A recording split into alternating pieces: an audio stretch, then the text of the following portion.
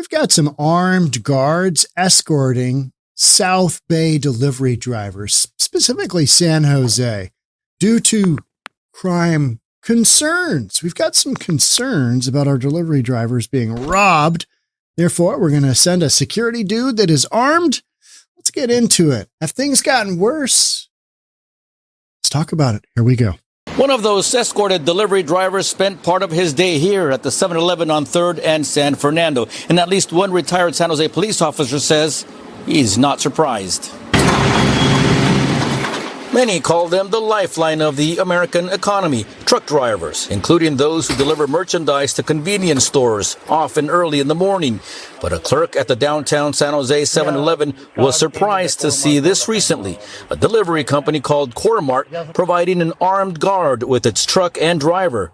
Gurdev Singh says, unfortunately, he understands why.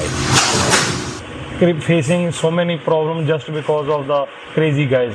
Now they are good at all. Here in downtown San Jose, lot of crazy people hanging all the time. So better they hire a guard. We reached out. So per the 7-Eleven, dude, it's because of the crazy people. Crazy people, are they the thieves or literally mentally insane? We don't really know. Yeah, just a lot of shenanigans going on, especially in San Jose, right? To Cormart's parent company, but they declined to explain why they're now providing the guards. San Jose police say they saw a slight increase in the robbery of delivery trucks 2 years ago, but say they have not seen a spike lately. Flavio Lopez works for another delivery company and says he wishes he had a guard as well, or at least a second person to help him keep an eye on the merchandise. Lopez hasn't been robbed, but he has had his run-ins downtown.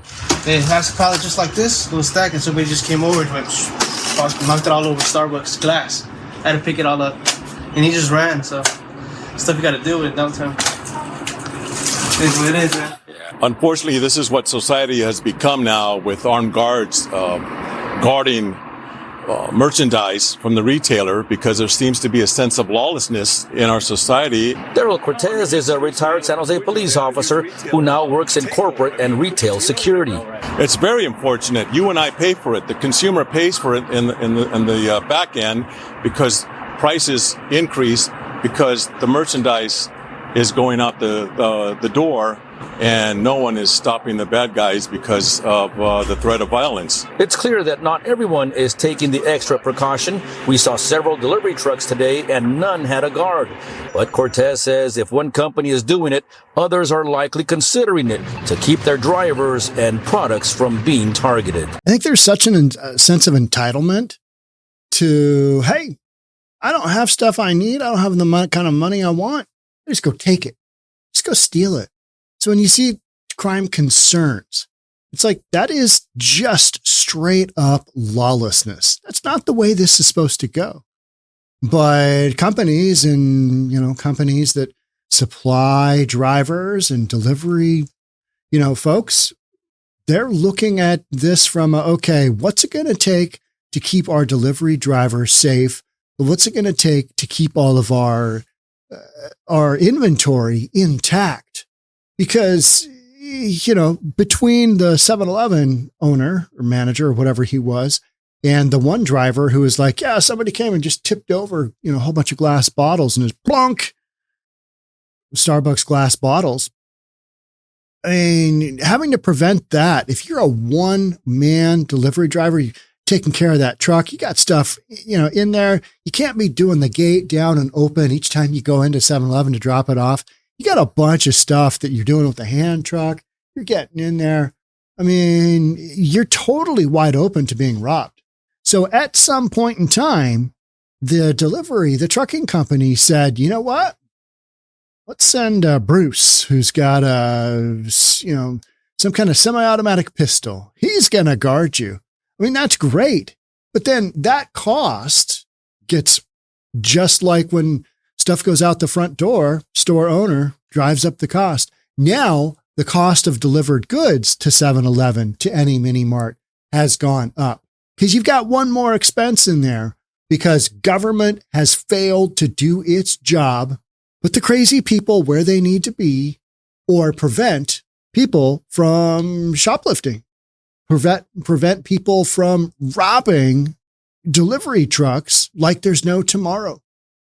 We keep hearing stories about how crime has gone down. Crime, major crime has gone down. It's being de-escalated as we speak. And then you see stories like this and you think to yourself, if crime was really going down, why is there a need to hire armed security guards for the truck drivers? That makes no sense at all, because this is a voluntary deal. These trucking companies are not forced to do this, right? They're just like, okay. And nobody said, hey, this is the one 7-Eleven that always gets robbed. You got a bunch of nut jobs out there that are just targeting this one 7-Eleven. Not happening, right? Not happening. It was random. It's like, okay, we're sending out an armed guard, and this is what we're doing.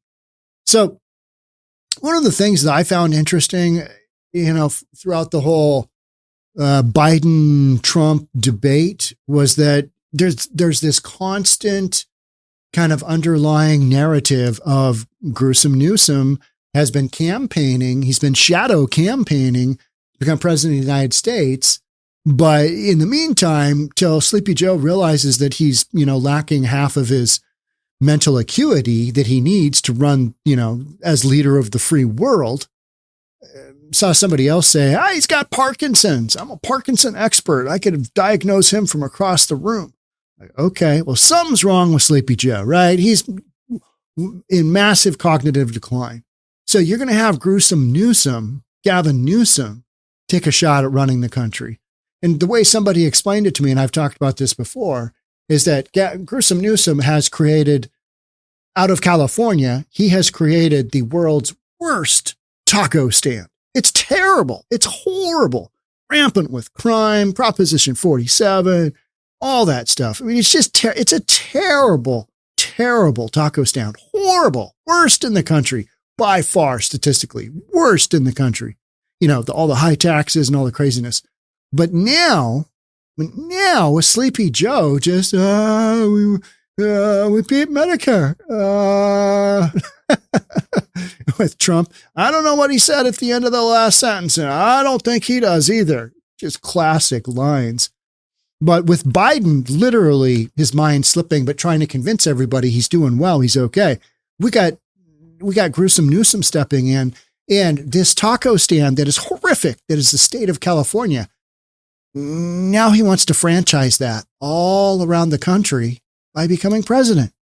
And you're like, he did such a poor job in California, San Jose, the South Bay, San Francisco. He was mayor. He did such a poor job that he wants to run on a national basis. Take his franchise of, lack of law enforcement and high taxes and all these spending programs that get you nowhere. Homelessness just out the you-know-what. Now that the Supreme Court has cleared the way to clear all those homelessness camps, are we going to see that in droves? No, you're not. Because the local officials, they're okay with it. They're like, yeah, we know that homelessness is bad, but we still love our fellow human being. They're trying to clean things up, and they're trying not to go down that road of, hey, let's just sweep all of these, because it's such a bad look, right? It's such a bad look. But so is having homelessness all across your state. California has some of the highest percentages of homelessness in the United States. They are the poster child for how not to run your state. High taxes, everything's super expensive. Real estate's been pushed through the roof. I mean, you've just got it. Homelessness, drugs, you name it, criminal activity.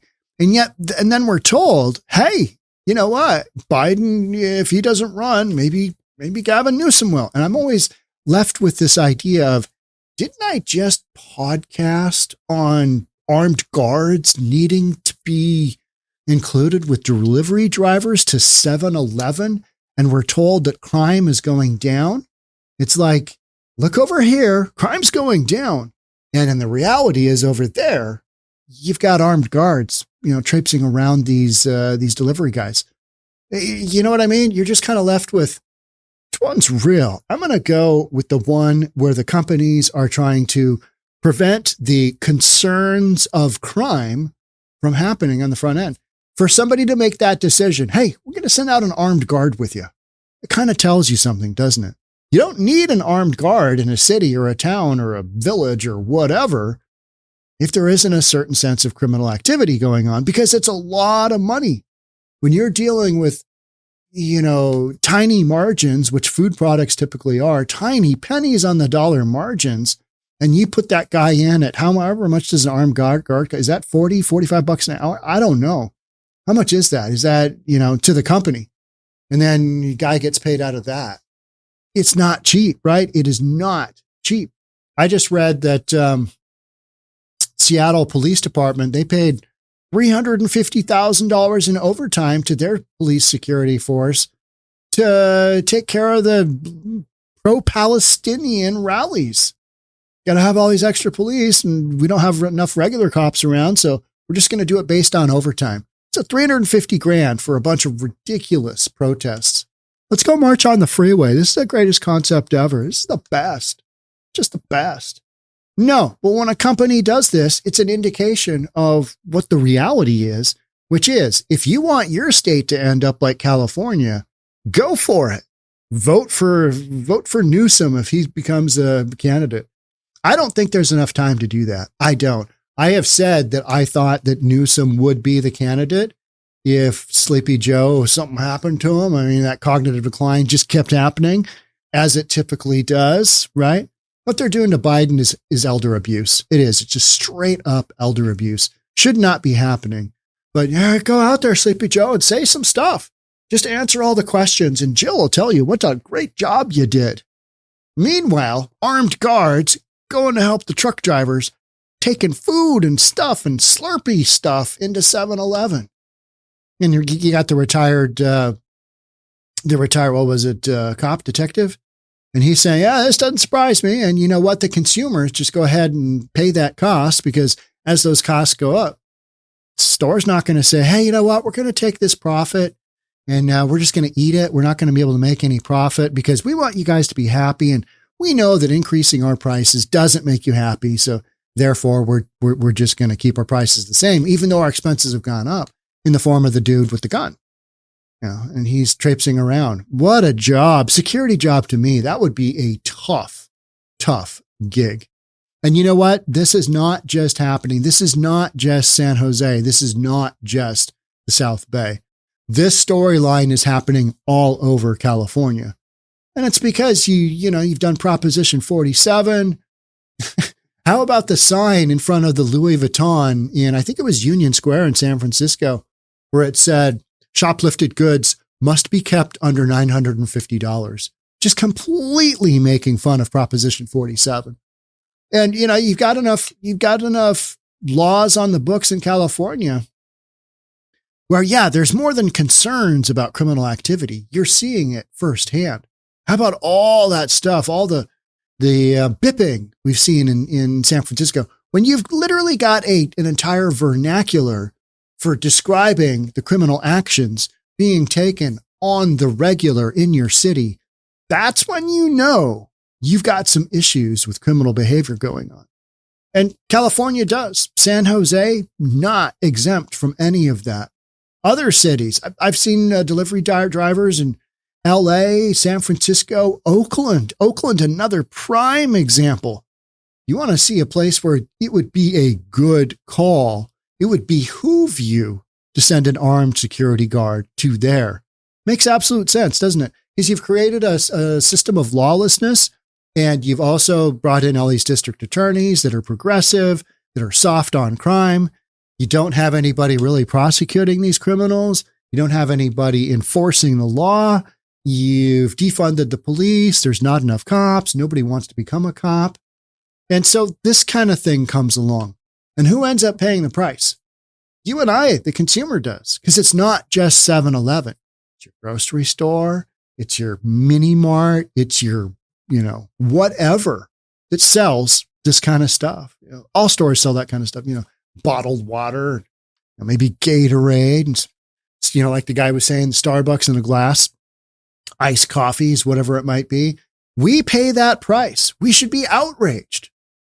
But yeah, instead, we end up being like the delivery driver guy and saying, downtown, it is what it is. You got a bunch of Looney Tunes running around. Well, government's job is to take care of the Looney Tunes and put them where they need to be. Government's job is to make sure that other citizens aren't impacted by somebody's rampant drug abuse living in a tent on the sidewalk. Government's job is to control that. And yet we're not really seeing that happen, right? Even with the whole homelessness deal. So what that one guy said is, stuff you got to deal with downtown, he said. It is what it is. These drivers have become so immune to the fact that their lives are on the line. Their safety is at stake. Who cares about the merchandise? I mean, that is, as consumers, that's some of our concern because we're paying for it. But, just to get your stuff into the store, you need an armed security guard? Okay. I mean, that's the reality. That's the reality that reflects the concern of getting said goods without having your driver killed or your entire truck just jacked and stolen, all of its stuff inside, right? Those are the concerns. And those are not good concerns to have, because if it's one 7-Eleven, it's all the 7-Elevens, because you got delivery drivers all do the same thing, right? So it's unfortunate, he added, you and I pay for it. The consumer pays for it on the back end because prices increase because the merchandise is going out the door and and no one is stopping the bad guys because of the threat of violence. And also, we've got this concept that you can't stop people. Oh, just let them go. We've been just pounded into our heads. Don't try and oppose somebody stealing for a few $100s worth of clothes. It's not worth it to try and stop them. But then that leads to what we're talking about, which is a situation which trucks delivering basic food stuff, basic necessities for life, need to have an armed guard like some third world country. That's right. Some California resembles a third world country relative to a lot of this stuff, doesn't it? You can't say anything else.